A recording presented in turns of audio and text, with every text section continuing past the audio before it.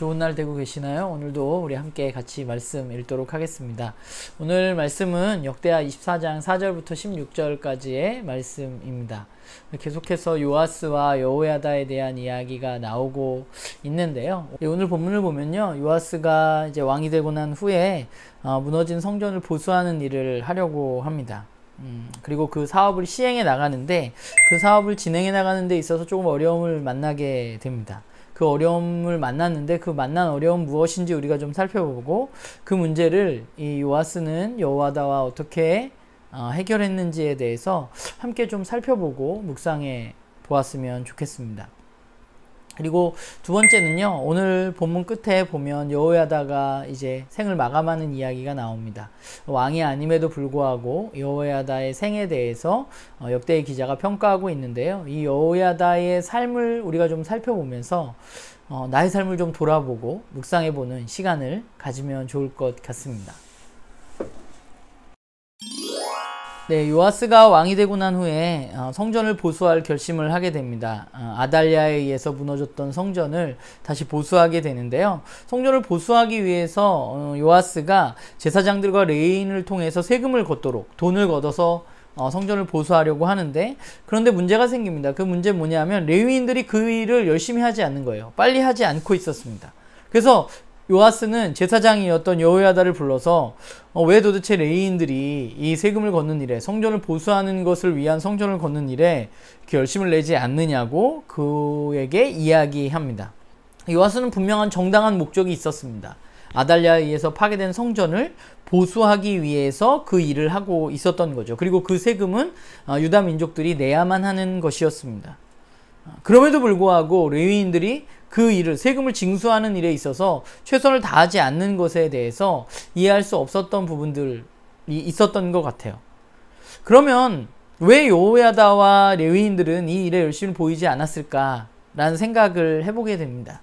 사실 오늘 본문이 그 이유에 대해서 우리에게 분명히 이야기하고 있지는 않습니다.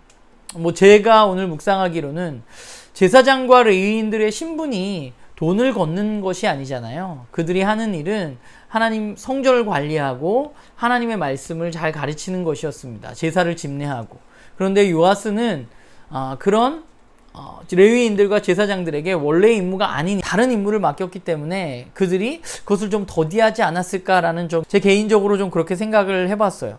그런데 요아스가 여호야다와의 이야기한 후에 무슨 이야기가 오고 갔는지 성경은 기록하고 있지 않지만, 그 이후에 성전 보수에 필요한 돈을 걷는 방식을 요아스가 바꾸게 됩니다. 원래는 레위인들에게 그것을 걷어오도록 했었는데, 그런데 여호야다와의 이야기 후에 요아스는 성전 앞에 궤를 두고 거기에 자유롭게 율법이 정한 대로 세금을 드리도록 하는 방법으로 바꿨고, 이 방법에 대해서 요아스가 이렇게 이 방법을 바꾼 것에 대해서 성경은 모든 방백들과 백성들이 기뻐했고 마치기까지 돈을 가져다가 그 궤에 넣었다고 기록하고 있습니다. 그러니까 역대기의 평가는 그 방법이 옳았다고 평가하고 있는 것이죠. 사실 잘 살펴보면 요아스의 성전 보수는 사실 정당한 것이었고 꼭 해야만 하는 것이었습니다. 하나님 기뻐하시는 행동이었습니다. 그런데 문제는 뭐였냐면 그 방법에 있어서 뭔가 문제가 있었던 것 같아요. 그리고 그 방법을 바꾸었을 때 모든 백성들이 기뻐하고 자유롭게 그 일을 행했다고 이야기하고 있습니다. 사실 오늘 본문을 보면서 전 두 가지를 크게 묵상하게 됐는데, 첫 번째는 요아스의 성전 보수의 모습을 보면서 좀 우리가 교회를 운영해 나가는 교회 재정에 대한 생각들을 좀 했습니다. 그러니까 성전 건축, 당시의 성전 보수는 요아스가 해야 할 중요한 일이었습니다. 그런데 그 해야 할 일, 그 사업을 시행함에 있어서 재정을 모으는 방법에서 무언가 문제가 있었던 것이죠. 모두가 필요한 사업임을 알고 있었지만 그 과정 가운데 돈을 모으는, 재정을 모으는 방법 가운데 약간의 문제가 있었던 것 같습니다. 그런데 그것을 자발적인 방법으로 바꾸고 나자 사람들은 그것을 자발적으로 자신들이 내야 할 돈들을 내기 시작했죠. 기쁜 마음으로. 오늘 본문을 보면서 그런 생각했어요. 무슨 일을 하느냐의 정당성도 물론 중요하지만 그것을 어떻게 해나갈까에 대한 방법적인 부분들도 우리가 반드시 놓쳐서는 안 된다는 생각을 하게 됩니다. 레위인들이 해야 할 일이 있는데 그 외의 일을 무리하게 요구할 때 문제가 발생하게 되는 것이죠.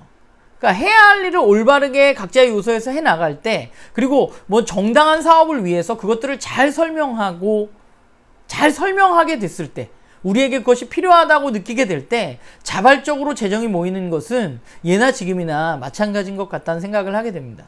그래서 제가 올 재정도 돌아보고 내년 재정을 계획하는 가운데 오늘 본문이 또 그런 것들을 제 마음 가운데 좀 다시금 생각하게 되는 시간이었던 것 같고요.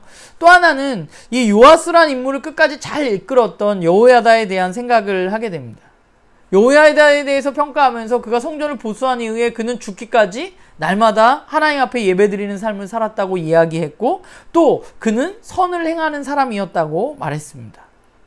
그는 선을 행했고 어린 왕을 끝까지 올바로 이끌었던 인물입니다.